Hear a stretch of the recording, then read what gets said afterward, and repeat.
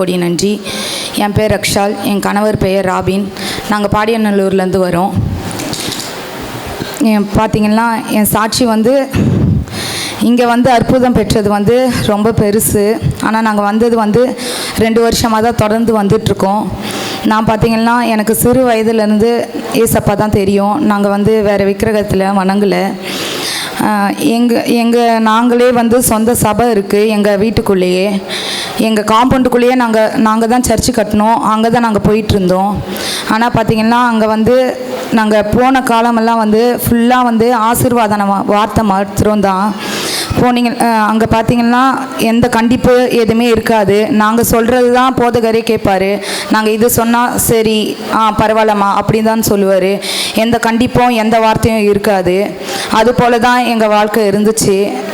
அதுக்கப்புறம் பார்த்திங்கன்னா என் school days college டேஸ்லாம் முடிஞ்சிச்சு. கொஞ்ச நாள் கழித்து திருமணத்திற்கு ஆயத்தப்படுற நேரத்தில் எனக்கு ஒரு விக்கிரகத்து மூலயமா ஒரு மந்திரம் ஏவப்பட்டு நான் இயேசு கிறிஸ்துவின் விடுதலை சபைக்கு செவ்வாய்க்கிழமை வந்துட்டு இருந்தேன்.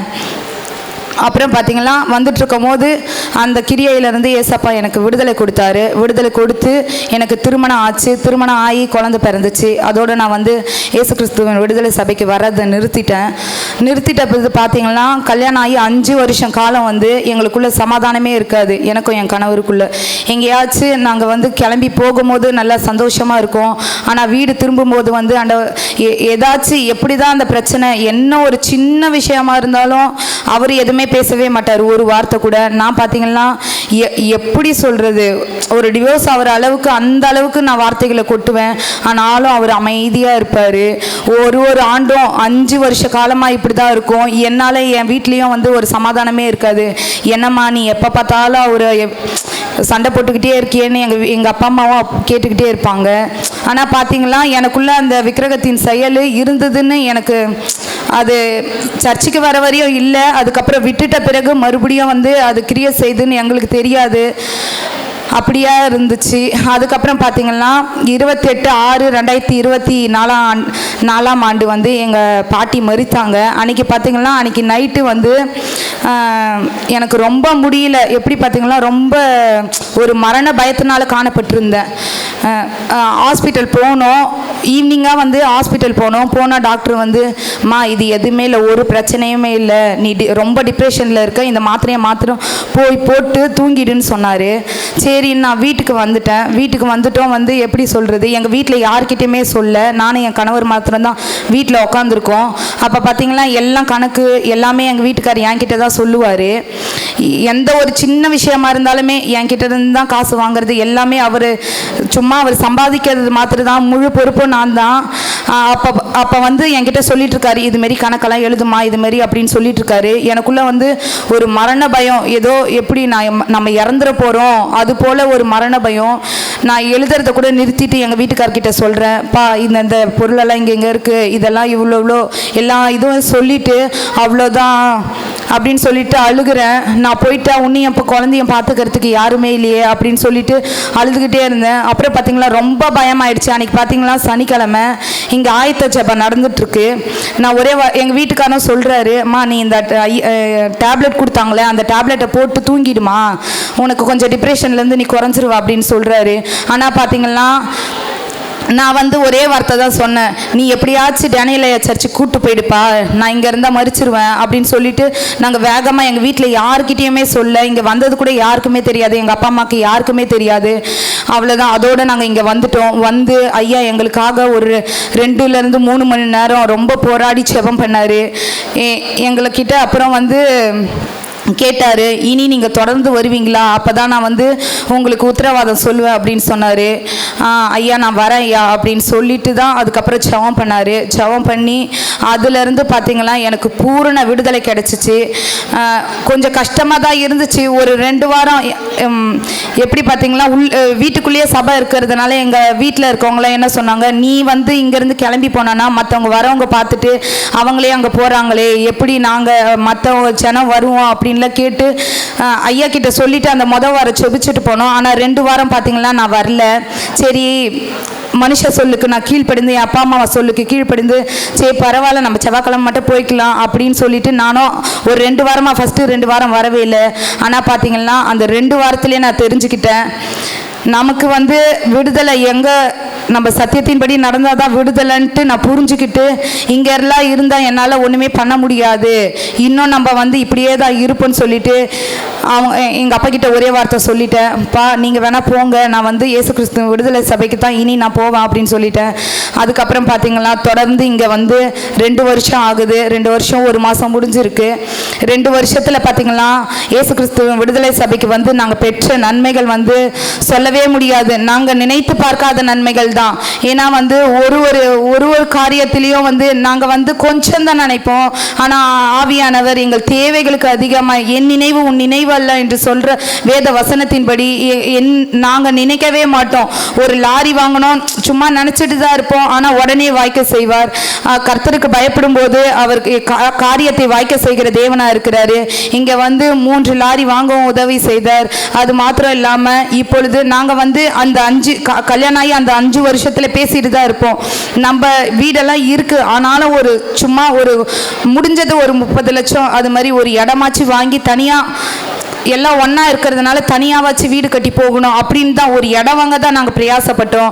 ஆனால் தேவன் பார்த்திங்கன்னா அந்த 6வது மாதம் நான் வந்தேன், 7வது மாதம் வாக்குத்தத்தத்தின்படி கர்த்தர் வந்து நீ தைரியமாயிரு, கர்த்தர் தமது பார்வைக்கு நலமானதை செய்வார் என்ற வார்த்தையின்படி அந்த மாதத்தில் வந்து நாங்கள் எங்களால் நினச்சி கூட பார்க்கவே முடியல, ஒரு பெரிய ஒரு வீடோட இடம் வாங்கவும் கிருபை செய்தார். அது ரெஜிஸ்டர் பண்ணுறதுக்கு பண தேவைகளையும் சந்தித்தார்.